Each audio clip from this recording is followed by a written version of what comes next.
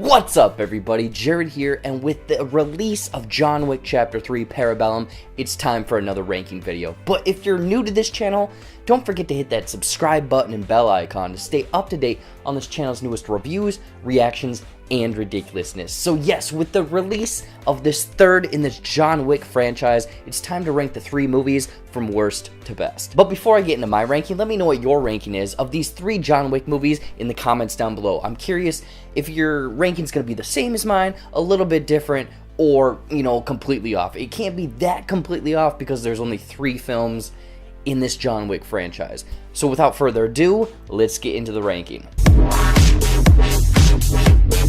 So coming in at the number 3 spot is actually going to be John Wick Chapter 2. This was a tough decision on my part, but I went back and this last week I actually revisited these three movies, so I thought that this one was maybe the one that clicked the least with me. I loved what they did in this movie by expanding the lore, kind of expanding the world of John Wick with the Continental, all of these different, services that are available to John Wick, and it was more of just not centralized in New York. It was more of a world sprawling movie. So yeah, getting into the details of this world, it just made it more appealing. I very much want to see more of the Continental. I think that they're making a TV series out of it, but moving on to kind of the action, like they stepped it up in this movie. They took the action set pieces that were established in the first movie, extended them out a little bit more. They play out very, very well. And the one that was my favorite was when John Wick is fighting at this like techno castle concert or whatever,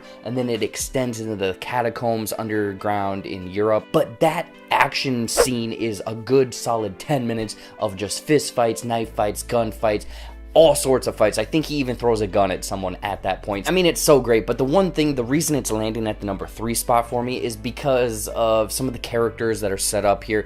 I wasn't fully on board with the villain here. I mean, they very much focus on John Wick, but some of the side characters don't get fully the spotlight, so that's why it's hitting at the, last spot in this John Wick franchise. Landing at the number 2 spot, and it was like a smidge better than Chapter 2 in my opinion, was the original John Wick movie. This one, I remember I hadn't caught it in the theaters, I watched it years later, but I was like, wow, this is a fantastic action movie. Getting Keanu Reeves in this role, he perfectly portrays this kind of broken man, this guy that, he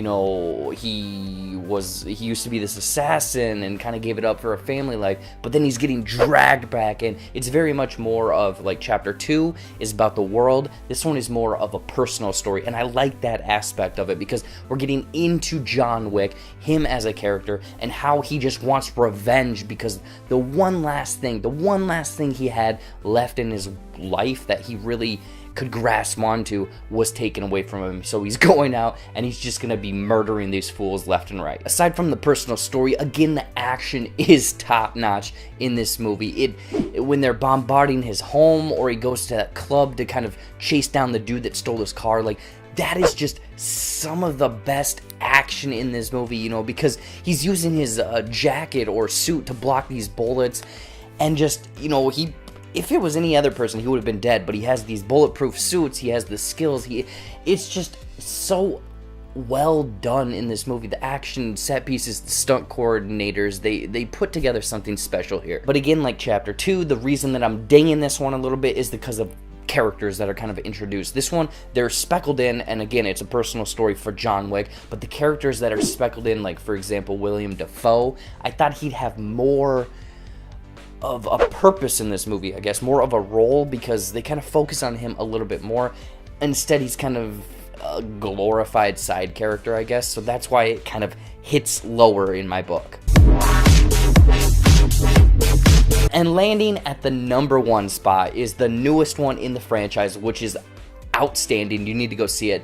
John Wick Chapter 3 Parabellum. This one was a trip, an adrenaline-fueled trip from beginning to end. Like, this movie has no right being this good for the third installment in this franchise, but the action that they did in this movie, they took what they learned in 2 by extending it out a little bit, letting it play out a little bit more, but then they added the element of creativity into his kind of fight style, the stuff that he has to deal with. So there's environmental things, he's using animals, there's just unique angles that he has to kind of use in this movie to, I guess, dispatch his enemies. And that's what really made a lot of the action fun to watch. It was this creativity, and Keanu Reeves is just kicking ass in this movie. But then they added in a few of the side characters. They were given a little bit more role, like Ian McShane's character, he's given a little bit more. You're given Halle Berry. She's a wonderful side character, gives this nice dynamic against Keanu Reeves' character. She's only in the movie for a little bit, but that gave enough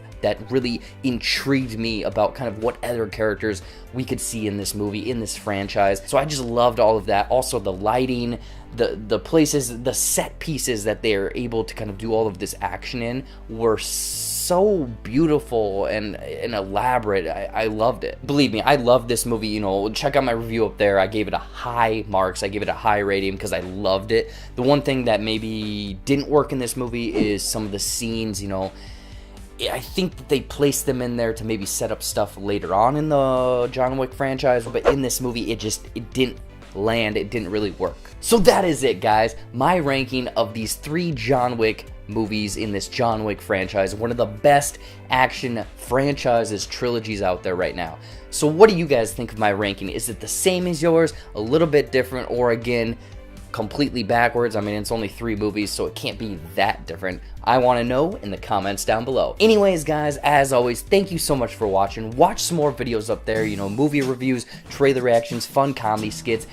Yeah, I reviewed all 3 John Wick movies. Maybe this week I have a comedy skit or something coming, so stay tuned for that. Follow all of my social media stuff down there. Click that subscribe button, hit that bell icon to stay up to date on this channel's newest content. And until next time, I'll see you later.